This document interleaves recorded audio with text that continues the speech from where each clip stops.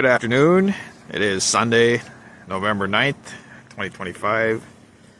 I'm standing on Scenic Highway 61, just east of the Lakewood Pump House, which is where all of Duluth's drinking water comes from.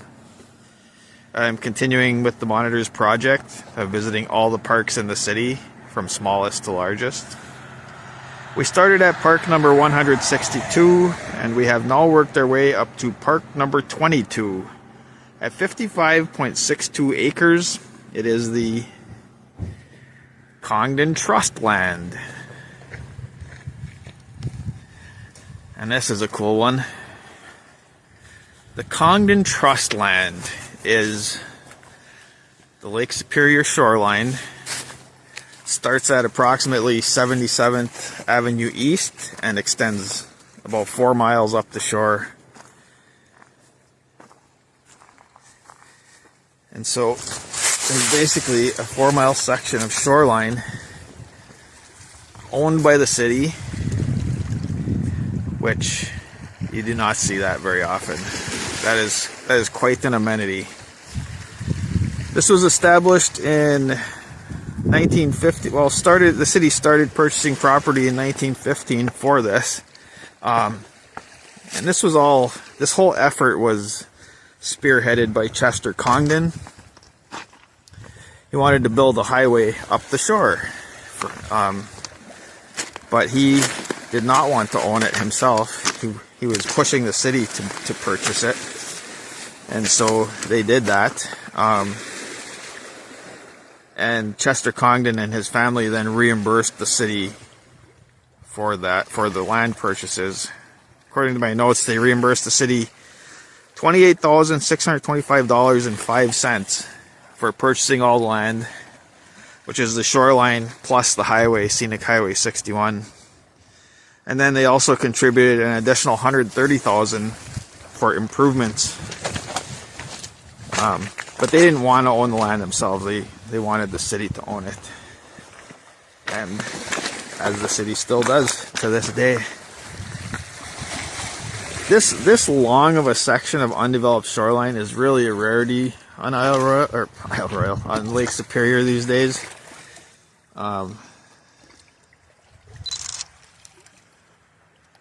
Most of the time, man, nice clouds.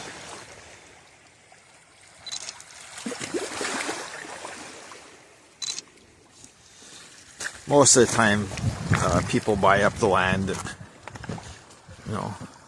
develop it, build a house on it or something, cottage, and then it becomes shut off from public use.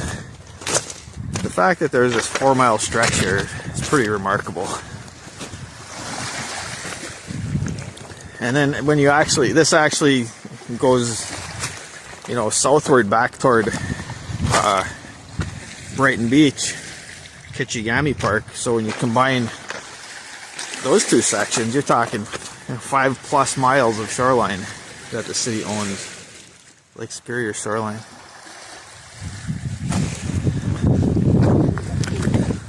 Well, I guess my shadow is going to be in this video a lot. It's about 3 p.m. on Sunday. Heading east with the sun at my back.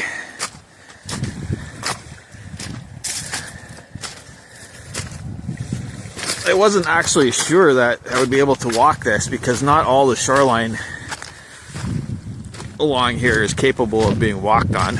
A lot of it's just sheer cliffs dropping down into the water. But much to my delight, it is quite walkable.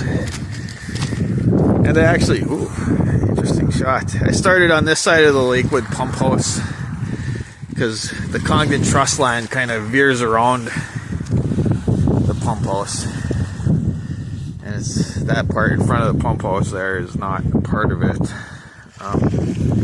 The city's main water line, which is 5 feet in diameter, sticks out into the lake there, right in there somewhere, and that's where all the city's potable water is drawn from.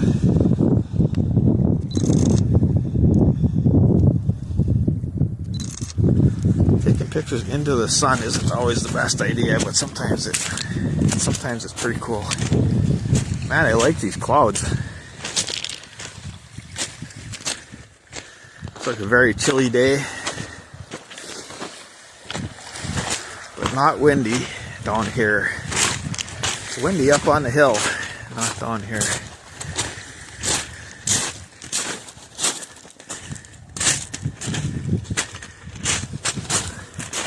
Further up here, toward the end of the Congdon Trust lands, there's a little tiny park. Bristol Beach Park. It was one of the first ones I did. That one was hard to get down to the beach. It was just a tiny little parcel. It was, I can't even remember what number it was, but had to have been like 150 or 160. I mean, it was tiny. So I was thinking maybe that this part of the shoreline would be the same way, but it's not.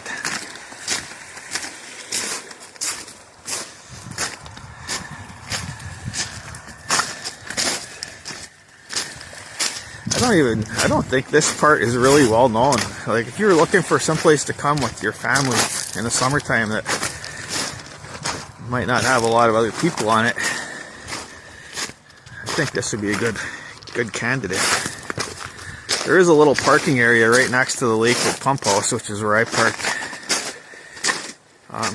So it's actually pretty easy to access too. Right along here, it might not be.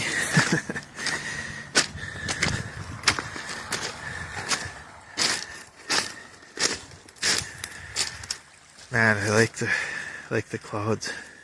Look over there, it's raining over there.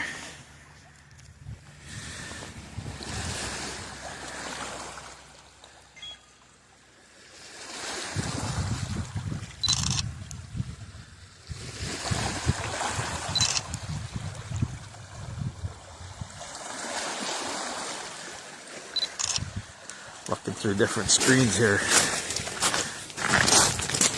Got my handy dandy little camera and all.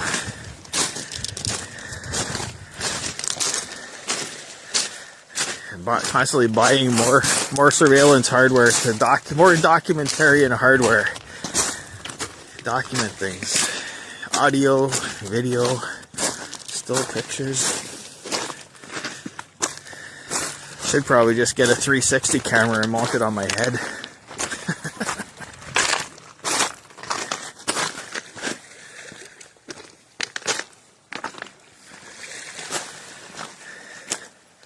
I mean, this is pretty awesome. Just strolling along. We're not even far from Duluth. Well, we're in Duluth, really, but we're not far from the city itself. And it's basically a solitary walk along Lake Superior. Like, how is that even possible?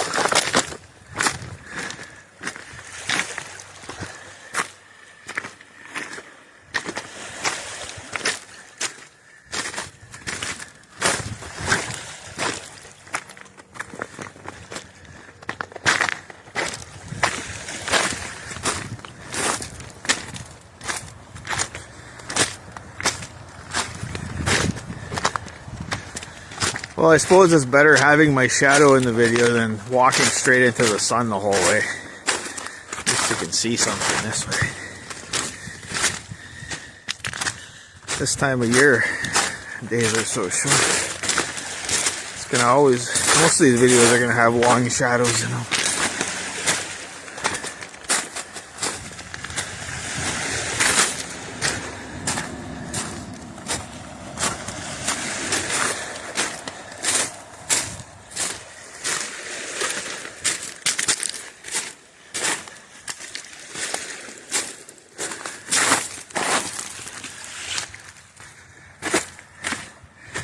You can see what a difference this beach is from Wisconsin Point Beach, or, well, yeah, Wisconsin Point, but Minnesota Point, which I walked on for one of these videos last week.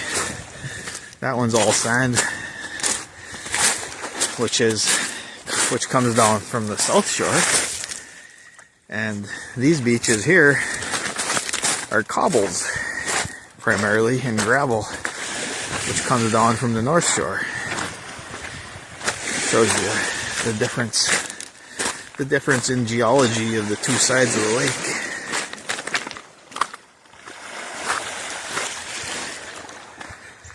If you see a sand beach on the North Shore, more than likely it's artificial. Somebody brought sand in.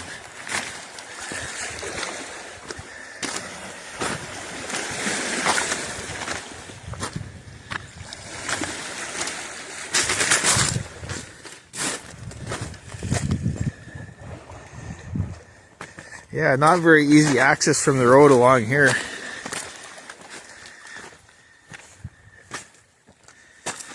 I'll just grab a picture here.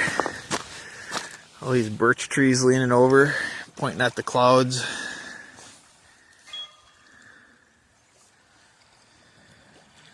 If I could just get my dang shadow out of the picture.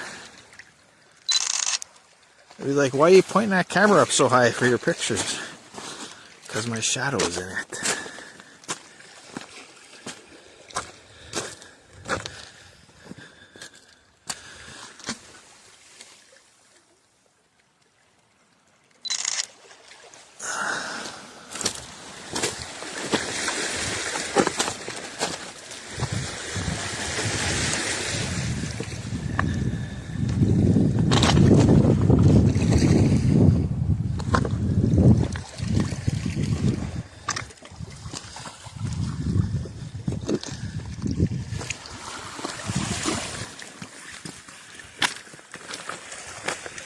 Back when I started reporting, well, when I first started, I never recorded anything. Then I started thinking I was pretty cool bringing an audio recorder into places. Now it's like, everywhere I go, I'm just like trying to record everything in every possible way. You never know what's going to come in useful later. Can't just be stuck on the current project. You just have to try to get everything.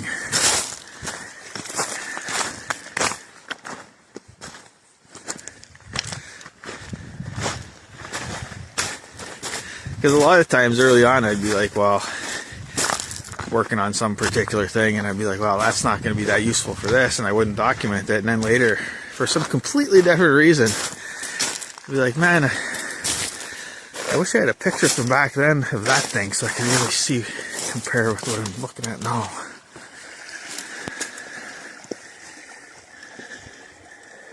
Oh, getting rocky here. Big old retaining walls coming up ahead. For Scenic 61 there.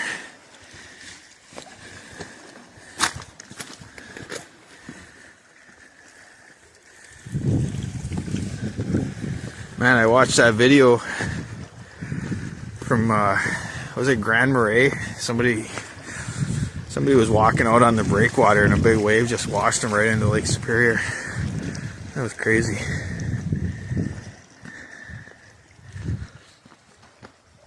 I was just thinking of that because the beginning of the breakwall in Grand Marais, it actually builds right out from the bedrock, similar to this.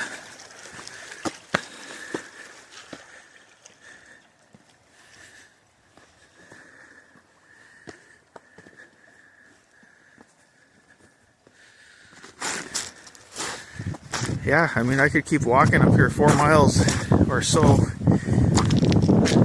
and as long as there's sufficient beach to allow it, and I wouldn't be crossing anybody's property, except just staying on the cities.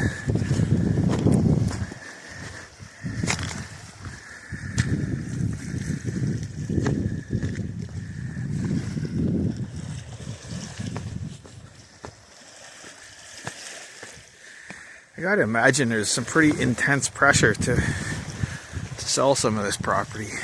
This is like prime. You go north of the city and most of the shoreline is privately owned. Shows you there's quite a demand for that.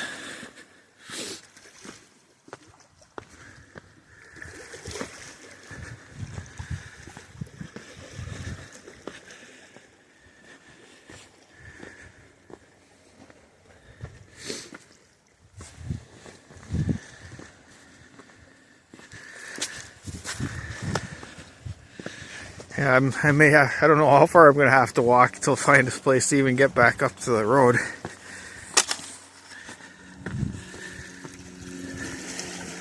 So close, yet so far.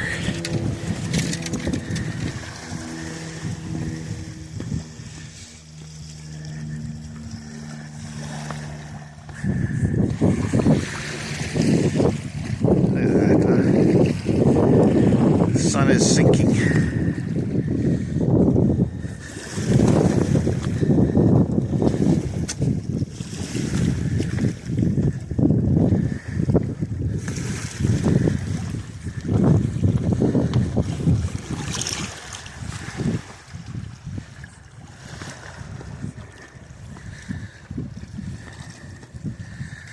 It might be kind of fun someday to actually walk the whole thing. You'd have to make a day out of it. This is not like easy walking.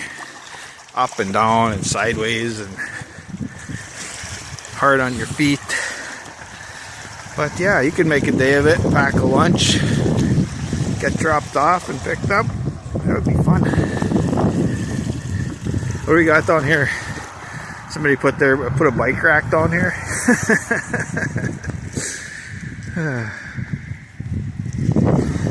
These giant rebar are keeping this riprap in place. Looks like just resembles a bike rack like downtown. Well, I can get up here. Yeah, I think I will call it good. Little culvert here. Take a look through there.